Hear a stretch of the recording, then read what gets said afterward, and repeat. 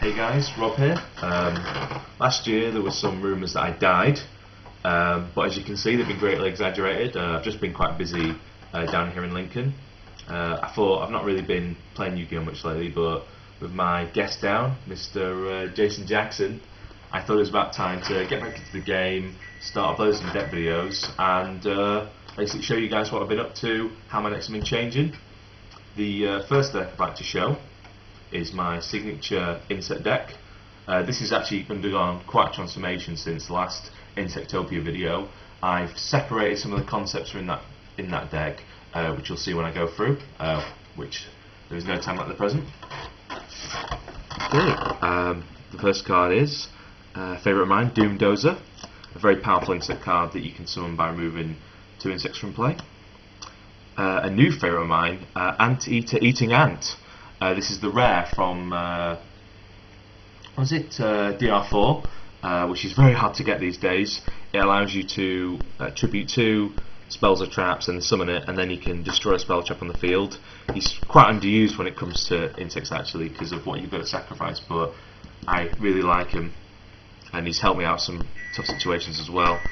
Noble Manatee Mug ×2, flips up, destroys 2 monsters. Definitely a new favourite of mine, Shieldworm.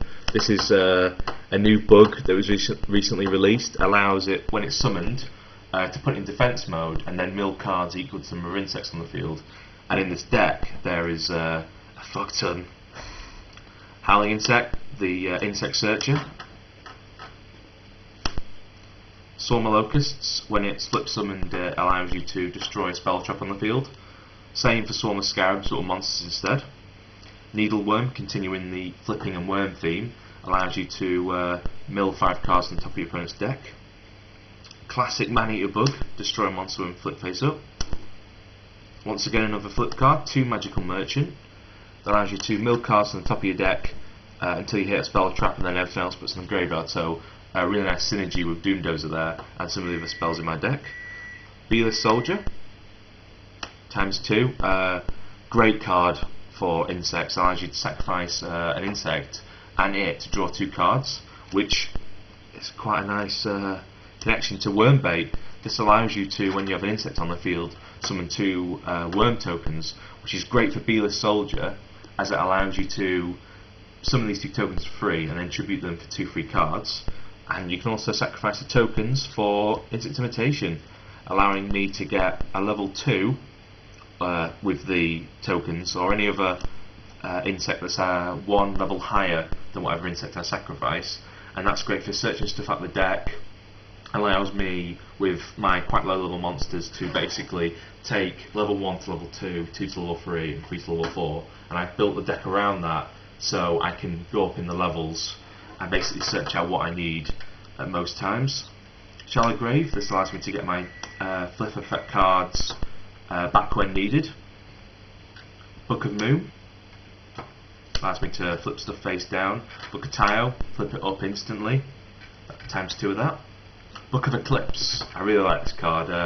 Somewhat of an underused book from what I can tell, but along with Tayo, but it's great. Allows me to force your opponent to draw, which increases the mill.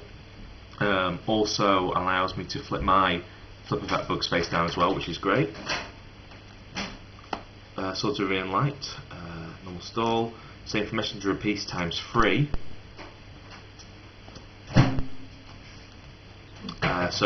Compared to the last deck, a lot more stall. Basically protects all my insects. Stumbling ×2. Onto the traps now. Gravity Bind, and 3 Limit Reverse. The sort of way I built this deck is that all my insects, bar Anteater Eating Ant and Doomdozer, can effectively attack under the stall. So for example, Messenger of Peace, all my bugs are below 1500 attack, and Gravity Bind only stops Shieldworm, which I won't be attacking with anyway. Anteater Eating Ant and Doomdozer, all the others can attack, so as I'm flipping Swarm of Scarabs, Maneater Bug, I can then attack with quite small damage that builds up. As I said, there's been some differences compared to my last deck. The last deck focused more on DNA Surgery, Insect Queen, Insect Princess, turning opponents' monsters into insects, which is favourite strategy of mine, and that's why I've separated the two decks, because I thought there were two strategies that couldn't really coexist. So I'm going to take the Insect Queen strategy with DNA Surgery and make a special deck just for her, because she is still one of my favourite cards. So anyone that did like that deck, it will be returning in a much more focused format. Other than that, I'll probably be moving on to my Snake deck next, and we'll be showing some of Jason's decks as well.